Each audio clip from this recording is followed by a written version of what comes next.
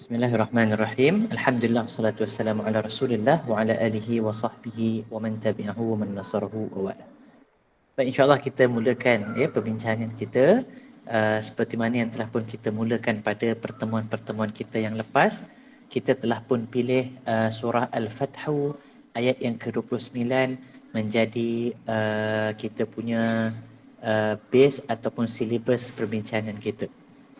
Jadi sekali lagi saya baca sekali lalu ayat 29 surah Al-Fathu. Ikhwan akhwat boleh semak dulu bacaan dia, lepas tu kita sambung perbincangan kita. A'udzu billahi minasyaitonir rajim.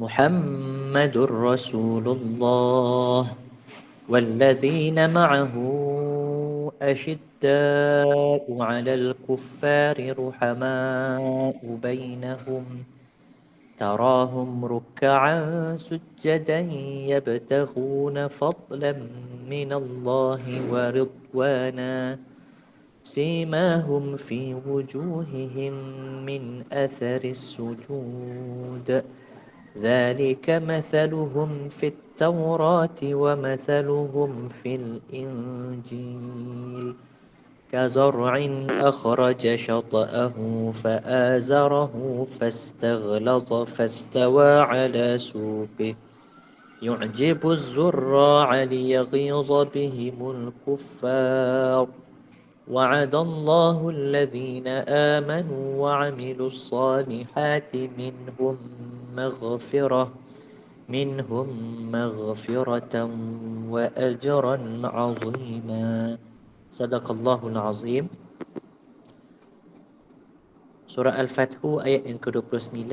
Pada pertemuan terakhir kita berhenti dekat ayat Zalika mathaluhum fit Taurah. Jadi untuk malam ni kita sambung perbincangan kita. Wa mathaluhum fil Injil kazar'in akhraja shata'ahu fa'azarahu fastaghlaza fastawa ala suqih yu'jibu zurra'a liyaghiza bihimul kuffar. Kita cuba sampai pada perkataan al-kufar. Baik. Seperti biasa kita lihat terjemahan bagi setiap perkataan yang ada pada ayat yang kita akan bincangkan hari ini.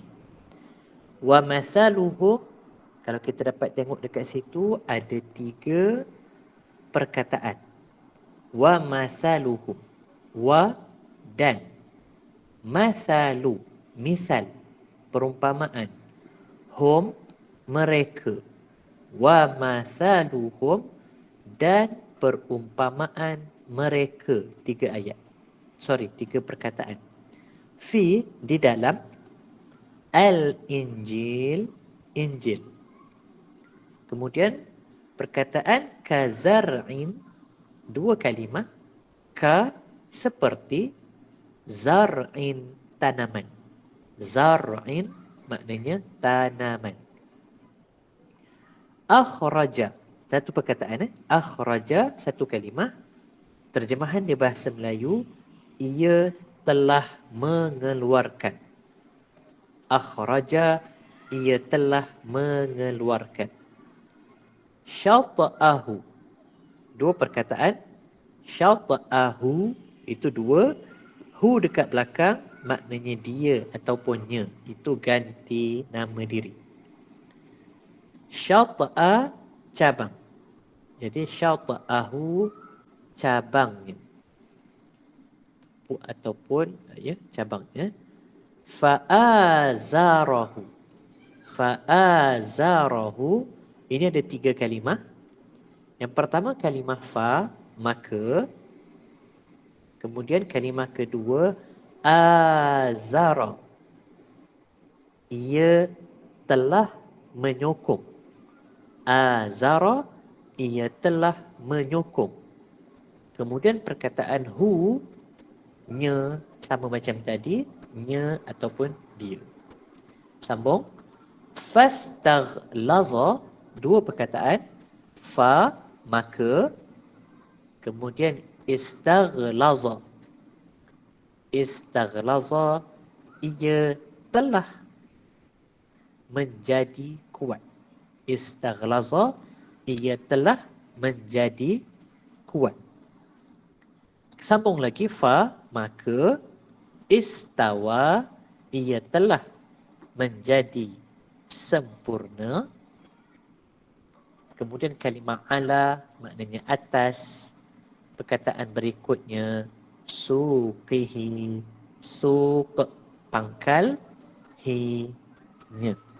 Suq pangkal ataupun dahan, kemudian hi nya. Sambung. Yu'jibu. Yu'jibu, ia mengagumkan ataupun ia membuat rasa kagum. Yu'jibu. Yu'jibu, ia memberi rasa kagum. Az-zurra artinya para penanam. Az-zurra, para penanam ataupun orang-orang yang menanam. Kemudian kita jumpa perkataan liyaghiza. Okey, perkataan ini dari sudut tulisan tu memang agak ada tuang terbalik sebab isu format dekat sini. Tapi sebenarnya dia dua kalimah. Yang pertama li, supaya. Kalimah kedua yaghiza. Yaghiza, dia dia menjadikan rasa marah. Dia menimbulkan rasa marah. Yaghiza. Kemudian bihim, dua perkataan.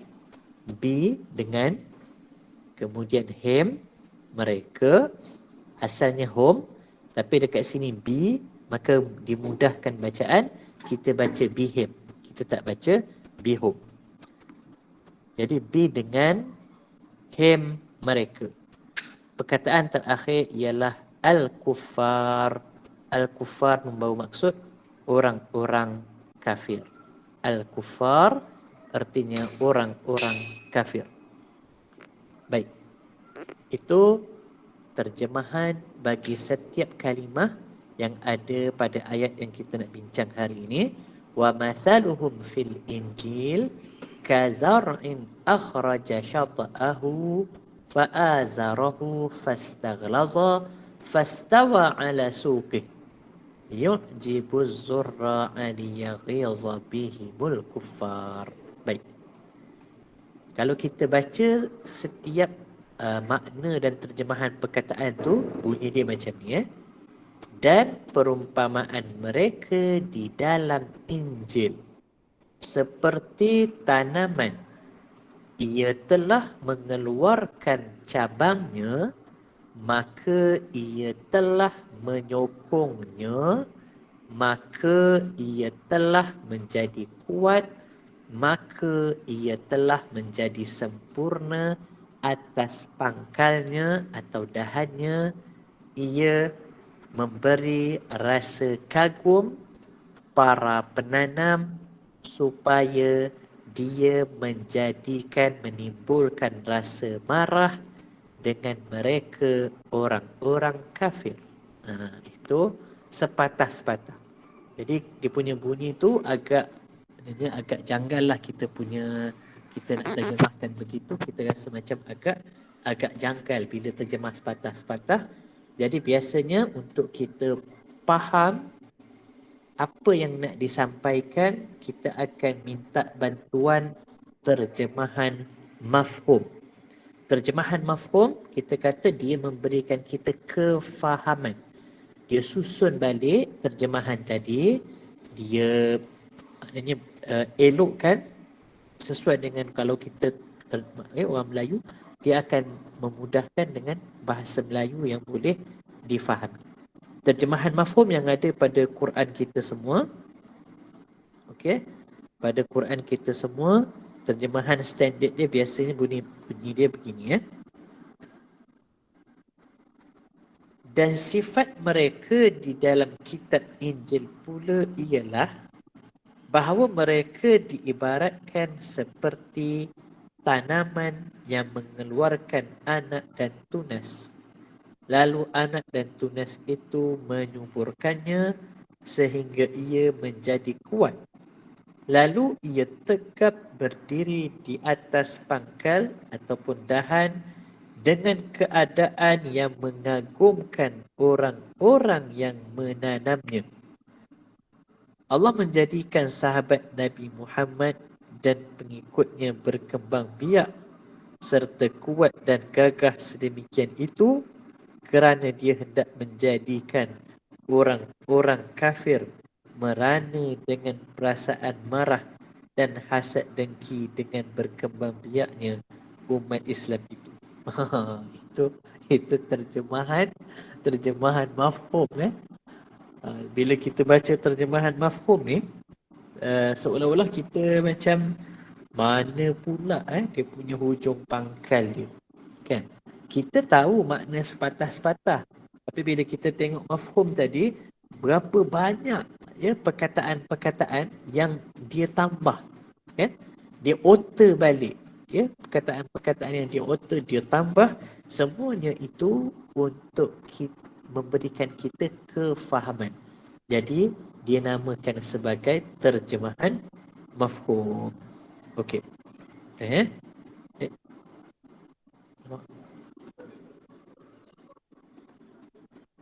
Uh, cubaan suara. Okey. Tadi ada terputus.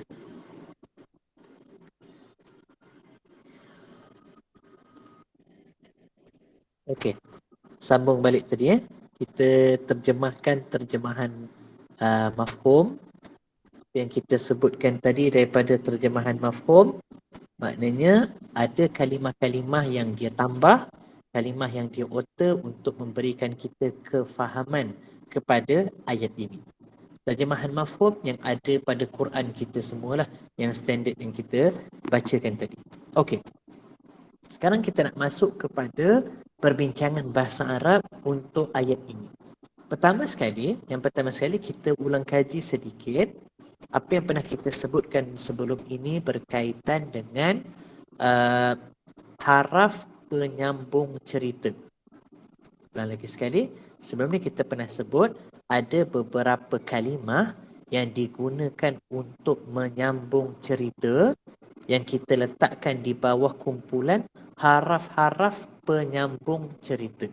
Ada 5 ada 4 ataupun 5 haraf penyambung cerita. Ini fakta yang boleh kita ambil, boleh tulis dan kita ambil dia sebagai maklumat. Haraf penyambung cerita, fungsi dia untuk menyambung cerita. Haraf penyambung cerita dalam Quran yang banyak dan popular, yang pertama sekali ialah kalimah wa ni lah. Kalimah wa. Wa maknanya dan. Dia kalimah haraf. Dia kalimah haraf dan kita namakan dia sebagai haraf penyambung cerita. Of course, fungsi dia nak sambung cerita daripada ayat yang sebelum itu. Yang kedua, haraf penyambung cerita ialah kalimah fa. Kita jumpa dekat sini, fa. Fa'azarahu. Fa fastaghlaza. Fa fastawa. Huruf fa ini maknanya maka, dia pun kita kategorikan sebagai haraf penyambung cerita. Yang pertama wa, maknanya dan. Yang kedua fa. Yang ketiga haraf penyambung cerita yang banyak juga kita jumpa dalam Quran ialah perkataan summa. Perkataan summa. Summa maknanya kemudian. Kita jumpa banyak kan summa. Summa itu membawa maksud kemudian. Dia kalimah apa? Dia kalimah haraf. Haraf apa? Haraf penyambung cerita. Apa fungsi dia? Nak sambung cerita. Kemudian yang pertama wa, yang kedua fa, yang ketiga summa, kita ada juga yang keempat dan kelima iaitu kalimah au. ataupun dan juga am. Saya ulang lagi sekali. Haraf penyambung cerita yang keempat dan kelima, au dan am. Ejaan dia alif waw. Au. Alif baris atas, waw baris mati. Au. Dan yang kelima am. Alif hamzah baris atas, kemudian mim tanda mati. Am. Au dengan am membawa maksud atau. So ini 5 haraf penyambung cerita yang sangat banyak dalam Quran. Wa dan fa, maka summa kemudian au dan juga am membawa maksud atau. Kesemua ini berfungsi untuk menyambung cerita. Okey. Dan ini maklumat baru maklumat baru. Selain menyambung cerita, kadang-kadang fungsi dia yang kedua ialah untuk menyamakan baris. Lagi sekali, haraf penyambung cerita, fungsi dia apa? Sambung cerita lah. Itu clear. Dari sudut daripada nama pun kita dah boleh tahu kerjanya sambung cerita. Cuma kadang-kadang dia ada fungsi yang kedua, iaitu untuk menyamakan baris. Jadi dia samakan baris dengan apa? Dengan perkataan yang sebelum dia. Okey. Sebagai contoh, katalah kita ambil perkataan Ali dan Muhammad. Ali dan Muhammad pergi ke sekolah. Okey. Ali dan Muhammad pergi sekolah. Ini satu rangkap. Rangkap ini kita panggil rangkap isim. Sebab apa? Sebab kita mula dengan isim. Kalau rangkap isim, sebagaimana kita sebut sebelum ini, kena cari dua maklumat, subjek dan predikat. Dan kita dah sebut banyak kali, subjek baris asas dia baris depan. Subjek baris asas dia baris depan. So, Ali dan Muhammad pergi ke sekolah. Subjek dia Ali. Ali itu subjek, maka kita kena bagi baris depan.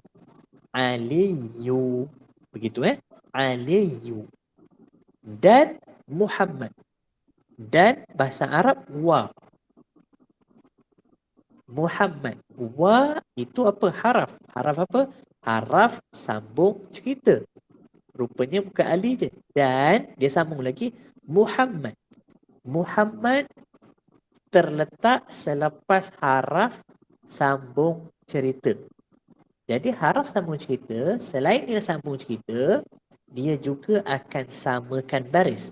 Jadi untuk perkataan Muhammad, kita akan kata Muhammadun. Jadi Aliyu, lepas tu wa Muhammadu.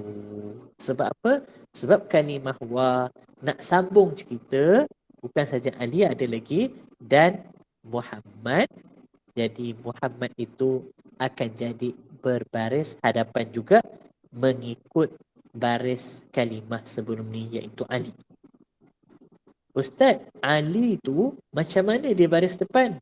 Kita ulang balik, Ali baris depan sebab dia subjek. Subjek baris asas dia memang baris depan. Muhammad dia baris depan sebab dia ikut baris Ali kerana ada kalimah wa, iaitu haraf penyambung cerita yang berfungsi sambung cerita dan samakan baris. Okey. Itu contoh pertama. Contoh kedua, Ali dia makan nasi dan ayam dan rambutan. Okay. Ali dia makan nasi dan ayam dan rambutan. Okey. Ini satu rangkap. Kita consider dia rangkap fi'il. Kita consider begitu sebab kita nak sebut siapa yang buat kerja tu. Jadi kita sebut nama dia. Jadi si Ali ni dia makan. Dia makan fi'il.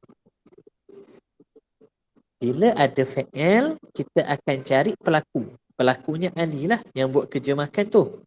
Pelaku baris asas dia baris depan. Fa'il yang kita sebut sebelum ni baris asas dia baris depan. Jadi Aliyu dia makan. Dia makan apa? Ada tak yang kena makan? Ada. Yang kena orang Arab namakan sebagai maf'ul. Yang kena kan? Maksa. Jadi maf'ul. Maf'ul baris asas dia baris atas. Lagi sekali, maf'ul yang kita dah ulang sebelum ni, baris asas dia baris atas. Jadi Ali dia makan nasiya. Okay? Nasiya baris atas. Sebab apa nasiya baris atas? Sebab dia yang kena. Orang Arab panggil maf'ul. Maf'ul baris asas di baris atas. Dah habis ke cerita? Belum. Dia ada dan. Nasiya wa sambung ayama. Okay? Wa ayama. Sebab apa? Ayam tu kita bagi baris atas.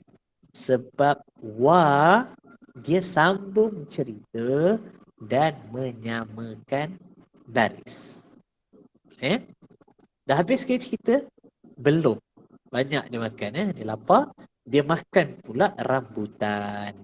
Jadi nasiya wa ayama wa rambutana.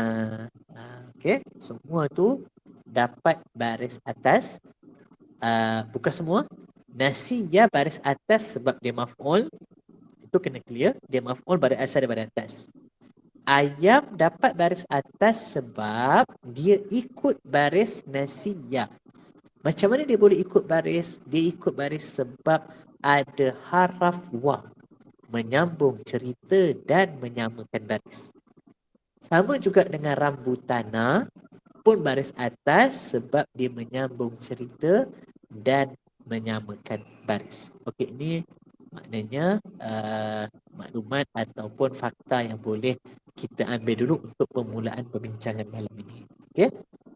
5 haraf penyambung cerita. Wa, fa, summa, au, am. Fungsi dia sambung cerita. Kadang-kadang dia juga berfungsi untuk menyamakan baris. Okey. Kita dekat situ Kita dekat situ. Sekarang kita tengok kepada ayat yang kita bincang hari ini. Permulaan daripada wa masaluhum fil injil. Okey. Rangkap ini adalah rangkap isim. Okey. Ini rangkap isim. Rangkap isim kita kenal dia apabila dia dimulakan dengan kalimat isim. Rangkap yang dimulakan dengan kalimat isim kita panggil rangkap isim. Kemudian dia ada 2 unsur, subjek dan predikat. Kemudian kita beri baris depan kepada subjek dan juga kita akan beri baris depan kepada predikat. Okey. Wa mathaluhum. Wa tak kira. Kita kata perlombaan dia antara isim dan fi'il. Walaupun kita jumpa wa, kita terus tengok perkataan seterusnya iaitu perkataan mathalu. Mathalu, misal, perumpamaan. Ini kalimah isim. Maknanya rangkapnya rangkap isim. So kalimah pertama inilah, kalimah isim yang pertama inilah yang kita namakan dia sebagai subjek. Jadi baris asas untuk subjek kat sini, baris asas untuk subjek ialah baris hadapan, baris depan. Jadi dekat sini mathalu. Okey, mathalu Allah bariskan dengan baris depan sebab dia subjek. Okey. Wa mathaluhum fil Injil, dan perumpamaan mereka, mereka ni ganti nama diri. Okey, dan kita tahu dia memang kebal. Dalam konteks ayat ini, mereka ini refer kepada para sahabat Nabi, ya, sahabat-sahabat Nabi Muhammad sallallahu alaihi wasallam. Perumpamaan mereka itu fil Injil, dalam Injil. Kalau fil Injil, saya kira tuan-tuan bila nampak je fil Injil ni dari sudut bahasa Arab ni dah boleh teka ataupun dah boleh nampak dia punya idea, sebab fi harf baris bawah, al-Injili barisnya jadi baris bawah. Okay, ini clear fil Injil, ini clear. Haraf baris bawah membaris bawahkan isim selepas ni. Kalau kita dah clear tentang ini, izinkan saya introduce dia punya nama dalam bahasa Arab. Okay? Orang Arab tak confuse lah. Ini kita nak bagi tahu nama bahasa Arab je. Tapi konsep dia semua orang dah tahu. Ini haraf baris bawah fi membaris bawahkan isim selepas dia. Yang saya nak bagi tahu ni, apa istilah yang digunakan oleh orang Arab dalam perbincangan grammar ataupun nahwu dia. Okey. Haraf baris bawah ni, haraf baris bawah orang Arab panggil haraf jar. Haraf baris bawah itu yang saya gunakan, istilah haraf baris bawah ni yang saya gunakan daripada awal dulu. Sebab apa guna istilah haraf baris bawah? Sebab bila akhwat dengar je haraf baris bawah, dah boleh tangkap dah apa dia punya kerja, iaitu membaris bawahkan. Membaris bawahkan siapa? Sudah tentulah isim selepas dia. Itu konsep yang kita dah faham. Cuma sekarang ni nak bagi tahu istilah nahwu je. Jangan tak faham pula bila dah bagi tahu istilah. Alamak, dah tak tahu dah. Okey. Sedangkan kita cuma bagi tahu istilah. Yang penting kita faham konsep. Ya. Kadang-kadang ataupun sebelum ni, selalunya kalau kita ajar bahasa Arab, kadang-kadang ustaz cepat-cepat nak ajar ini haraf jar, ya. Kerja dia menjarkan isim selepas dia. Isim selepas dia bila jar, dia jadi majrur. Orang pun dengar, yelah, je lah kan. Wah, ustaz cakap Arab kan, tapi apa benda pun tak faham.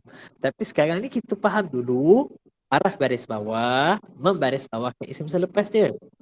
Ini cuma kita nak bagi tahu dia punya istilah.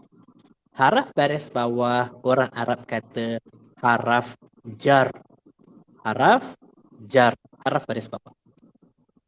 Kalimah isim ni yang dibaris bawahkan ni, sebab dia kena kan, dia kena baris bawah, orang Arab namakan dia sebagai isim yang majrur. Isim yang majrur. Kenapa majrur? Sebab dia yang kena. Dia kena apa? Kena baris bawah. Jadi bunyi dia pun dekat-dekat maf'ul kan. Bunyi dia pun ada pattern-pattern maf'ul yang kena. Tapi sebab dia kena baris bawah, kita panggil dia majrur. Haraf baris bawah. Haraf baris bawah. Nama dia. Okey, haraf baris bawah.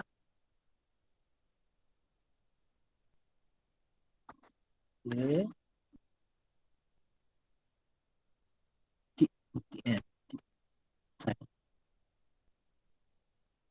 Okay. Haraf baris bawah. Orang Arab panggil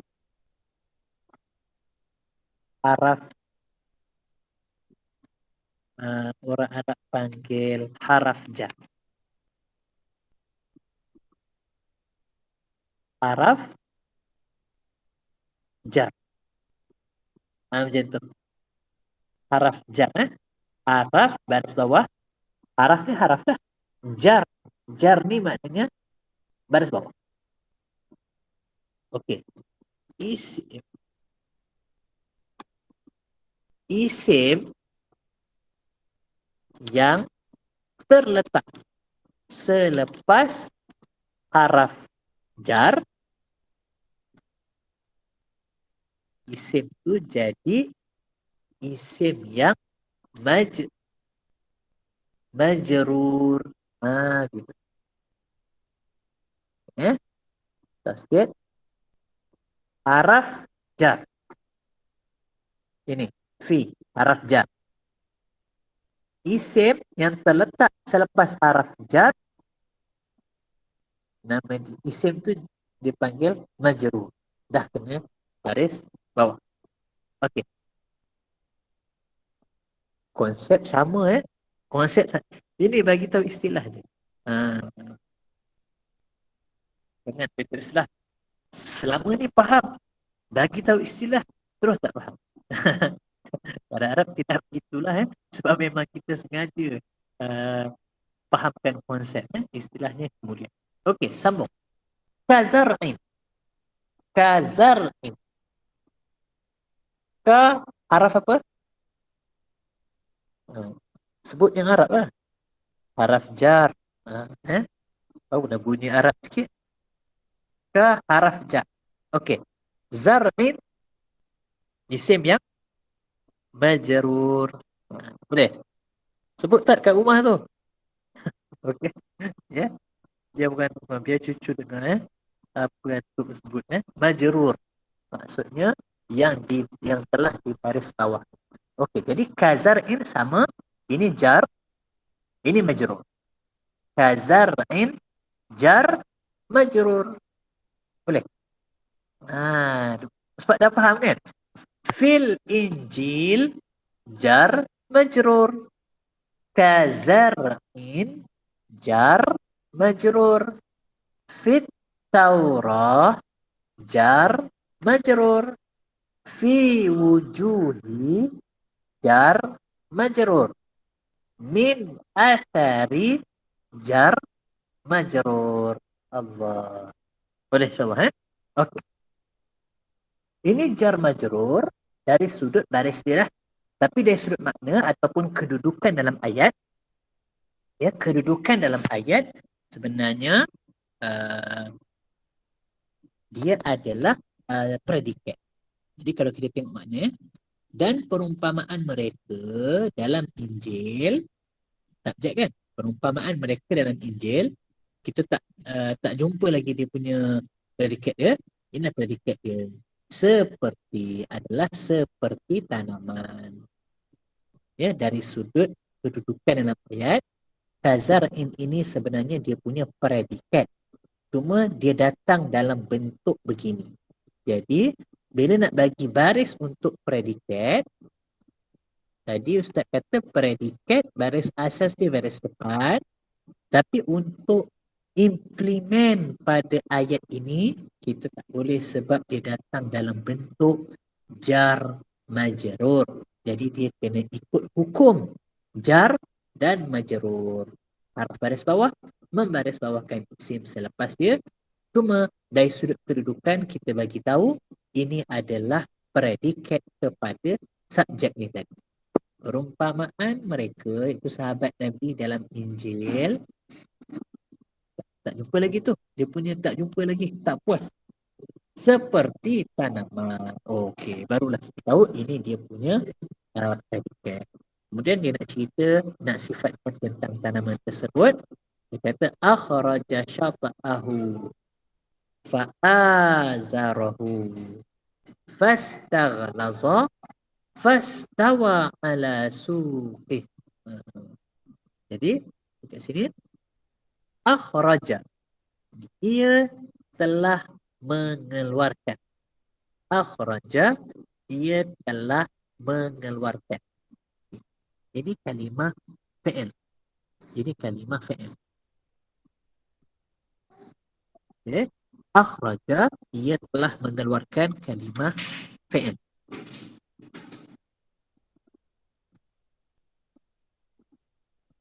Siapa yang buat kerja keluarkan? Akhraja, ia telah mengeluarkan. Baik. Apa yang buat kerja keluarkan tu? Jadi, untuk kita tahu siapa yang buat kerja yang mengeluarkan itu, kita kena cari dia punya pelaku lah. Dan sebagaimana kita sebut sebelum ini, pelaku, orang Arab panggil fa'il kan? Orang Arab panggil fa'il. Pelaku kepada satu perbuatan itu adalah ganti nama ataupun dhamir yang tersembunyi. Dhamir yang tersembunyi dalam kalimah fi'il, itulah pelaku. Lagi sekali. Dhamir yang tersembunyi dalam kalimah fi'il, itulah pelaku. Ini macam formula lah. Kita jadikan dia formula. Tambah satu lagi ya. For formula. Formula satu, dhamir yang tersembunyi. Dhamir yang tersembunyi adalah pelaku. Pelaku kita panggil fa'il. Okay. Gitu. Dhamir yang tersembunyi kat mana? Tersembunyi pada kalimah fi'il. Okay. Dhamir yang tersembunyi pada kalimah fi'il adalah pelaku dia. Fa'il. Okay. Fa'il.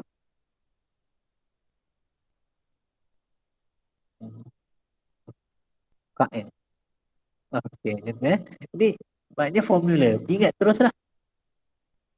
Dhamir yang tersembunyi pada kalimah fi'il. Fi'il ni perbuatan adalah pelaku dia. Akhraja, ia telah mengeluarkan. Apa dhamir yang tersembunyi dalam akhraja? Kalau kita cari, kita akan jumpa huwa. Kalau pakai diagram yang kita guna sebelum ni, bila kita cari akhraja fi'il madhi ada telah, kita consider dia mudzakkar, bilangan dia seorang, tak ada tanda-tanda jamak. Kemudian dia telah melakukan, dia ganti nama diri ketiga. Ganti nama diri ketiga seorang untuk lelaki, maknanya huwa. Jadi huwa, dia itulah pelaku. Cuma ia ni ini dhamir tersembunyi ni refer pada siapa? Refer kepada tanaman ni lah, zar'in. Zar'in, kalau kita cari dhamir tersembunyi pun kita akan jumpa hu. Jadi tanaman itu iaitu tanaman itu telah mengeluarkan, barulah kita cari dia keluar. Ada tak yang kena keluar tu? Yang kena keluar itu ialah cabang. Yang dikeluarkan, yang kena keluar cabangnya itu. Cabang syata'ah. Jadi akhraja fi'il, ya. Akhraja fi'il.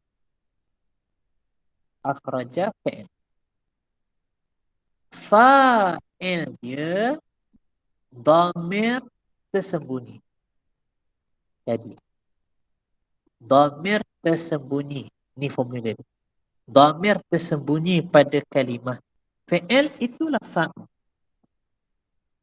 So akhraja fi'il, dhamir yang tersembunyi fa'il, syata'a, nama dia maf'ul, yang kena. Nama dia maf'ul. Fi'il akhraja.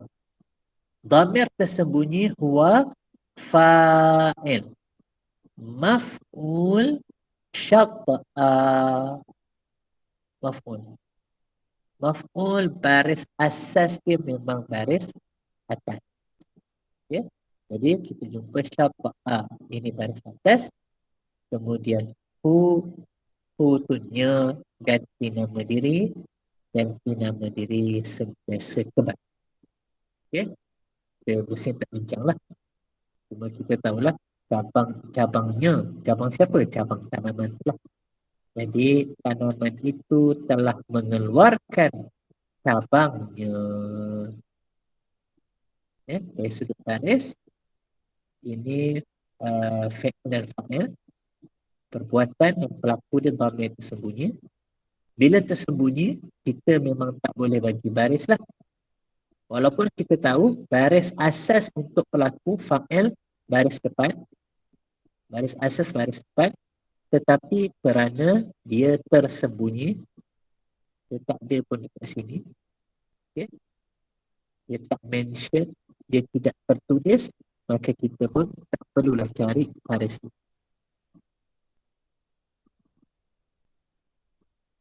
Assalamualaikum Ustaz. Kalau Nak tanya cabangnya tu makna dia kalau ini maknanya dia apa tu uh, bukan plural lah kan. Kalau cabang-cabang ni sama dia punya macam ni kita buat ni. okey, dari sudut plural dengan singular itulah. Ha. Kalau syafa'ah ini memang perkataan singular. Syafa'ah ini singular dia. Plural dia Ana pun tak ingat, tak pasti. Kena check juga. Nak tahu apa dia punya plural. Ana pun kena check. Sekarang ni tak sure, tak pasti juga. Apa dia punya plural. Okey. Okay. Jadi kat sini syafa'ah ni dia satulah, dia satu. Okey. Baris dia baris atas sebab kita kata dia maf'ul. Maf'ul tu yang kena. Dia kena apa? Dia kena keluar. Siapa yang buat kerja keluarkan tanaman itu tadi? Dia, iaitu tanaman. Sambung cerita. Dah habis ke? Tanaman tu telah mengeluarkan cabangnya. Belum habis cerita. Maka. Sambung cerita. Haraf penyambung cerita. So dia sambung cerita. Maka azarahu dia telah menyokong. Dia telah menyokong. Dia refer kepada cabang. Dia refer kepada cabang. Dia telah menyokongnya. Sokong tanaman itulah. Nya refer kepada tanaman. Okey. Haraf sambung cerita. Azara ini fi'il. Ini kalimah fi'il, perbuatan. Ini fi'il madi ke mudhari'? Fi'il madi. Dia telah menyokong. Dhamir yang tersembunyi dalam azara, ia ni, ya, huwa juga, itulah dia punya pelaku ataupun fa'il. Tapi sebab dia tersembunyi, maka kita pun tidak cari dia punya, tidak nak, tak perlulah nak bariskan sebab tak nampak pun dia tersembunyi. Baik. Kalimah hu, nya, dekat sini, azara hu. Dia telah menyokong nya, dia. Jadi hu ni ganti nama diri ni sebenarnya dialah maf'ul. Lagi sekali, ganti nama diri hu ni dialah yang kena sokong. Jadi azarahu, perhatikan azarahu,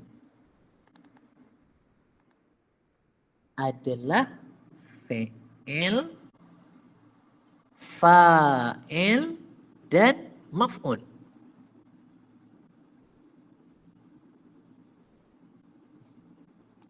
Okay. Azarahu fi'il sokong. Fa'il dhamir tersembunyi dia. Hu maf'ul yang kena sokong. Sebenarnya dekat sini dah ada 3 unsur tu. Fi'il, fa'il dan juga maf'ul. Jadi kita boleh buat formula lagi dekat sini. Formula seterusnya. Okay.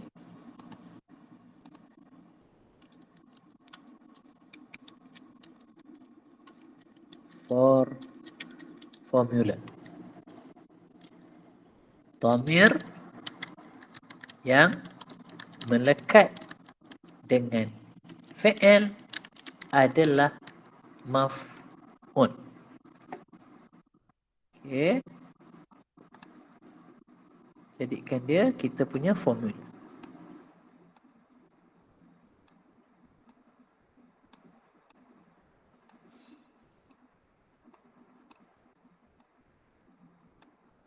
Dhamir yang melekat dengan fi'il adalah maf'ul.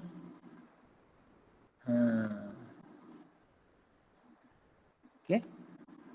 Dhamir yang melekat dengan fi'il adalah maf'ul. Dhamir yang melekat dengan fi'il.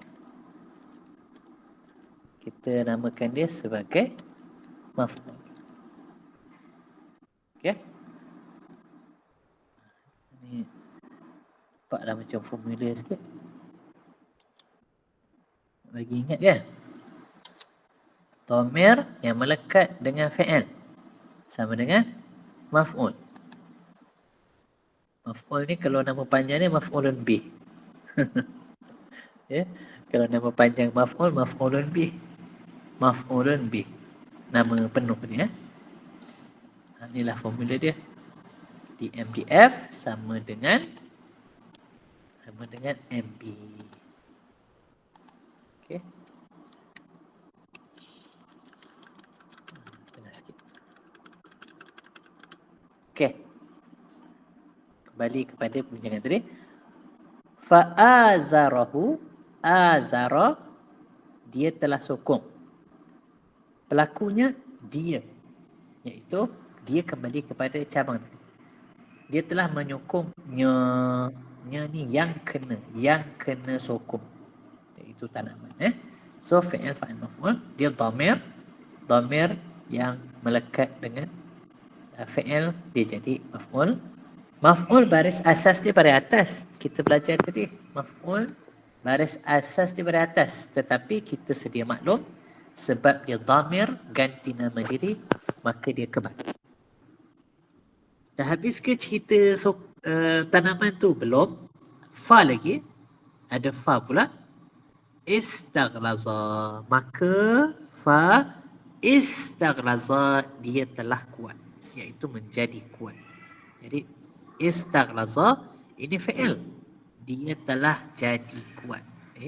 Fi'il, perbuatan. Dan pelaku dia tanaman itulah. Dhamir tersembunyi ia ni. Ia ni ganti nama yang tersembunyi huwa, refer kepada tanaman. Tak habis lagi cerita dia. Fastawa, fa, maka, sambung lagi. Istawa, dia telah menjadi sempurna. Telah menjadi istawa, sempurna, elok, tetap, ya, stabil. Okey. Istawa fi'il madhi, telah, dia telah.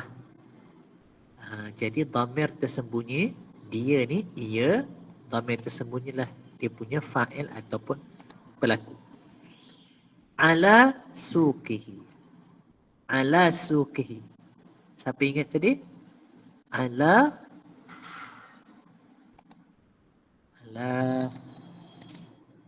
Okey. Ala haraf jar. Suqi majrur lah. Ala suqi jar, majrur, kemudian hi, nya. Okey, hi, nya. Cuma jangan tersilap hi ni dia dhamir melekat dengan ini isim ini bukan fi'il. Yang ni isim. Suki isim. Yang ni fi'il. Okey, azara fi'il. Hu dhamir melekat dengan fi'il maf'ul. Okey, itu formula dia. Tetapi hi dhamir juga, cuma dekat sini melekat dengan isim. Okey, ada juga formula dia nanti kita akan bincang nanti ya. Cuma jangan tertukarlah sebab suki ni isim baris bawah kan. So jangan kata ni maf'ul pula sebab dia melekat Formula yang kita pakai tadi hanya untuk dhamir yang melekat dengan fi'il. Okey.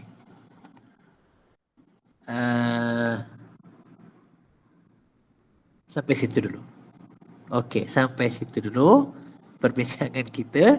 InsyaAllah kita akan lanjutkan untuk ayat yang seterusnya pada pertemuan yang akan datang. InsyaAllah. So, kita simpulkan perbincangan. Yang pertama, kita sebut tentang haraf penyambung cerita.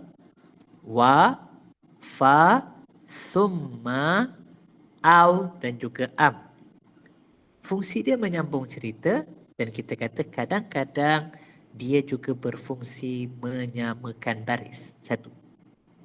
Yang kedua, kita sebut tentang kita introduce istilah tata bahasa Arab iaitu pada haraf baris bawah yang kita namakan dia, yang kita sebut sebagai jar. Haraf baris bawah adalah haraf jar. Dan isim yang terletak selepas dia yang kena baris bawah orang Arab panggil istilah nahwu dia majrur. Jadi lepas ni kalau kita jumpa yang macam ni ya, kita hanya boleh untuk mudahkan kita sebut je jar majrur. Terus fahamlah bila sebut jar majrur tu dalam kepala haraf baris bawah fungsi dia membaris bawahkan isim selepas dia. Okey. So tu jar dan juga majrur. Dan yang ketiga tadi kita bincang tentang fi'il, fa'il dan maf'ul. Fi'il, fa'il dan maf'ul. Kalimah fi'il secara automatik dalam dia dhamir tersembunyi, itu kita maklum, kita buat latihan banyak kali sebelum ni, dan dhamir tersembunyi itulah dia punya fa'il. Dhamir yang tersembunyi pada kalimah fi'il automatik dialah fa'il pelaku. Ya, itu formula automatik begitu. Semua dhamir yang tersembunyi dalam kalimah fi'il dialah pelaku. Orang Arab panggil fa'il. Dan yang terakhir kita bagi satu lagi formula. Kalau kita jumpa dhamir itu melekat dengan fi'il ini sebagai contoh, maka dia terus jadi maf'ul yang kena. Cuma kita takkan bariskan dia dengan baris atas sebab dia dhamir tu kebal. Okey, sampai situ dulu perbincangan malam ini. Mudah-mudahan ada manfaatnya buat kita semua insya-Allah, dan mudah-mudahan Allah bagi kefahaman kita pada bahasa Arab dan juga pada Al-Quran. Amin ya rabbal alamin. Terima kasih kepada Ustaz, terima kasih kepada akhwat yang ikut daripada mula sampai habis. InsyaAllah kita jumpa lagi pertemuan akan datang. Wa jazakum mislah. Kita tangguh dengan tasbih kafarah dan suratul asr.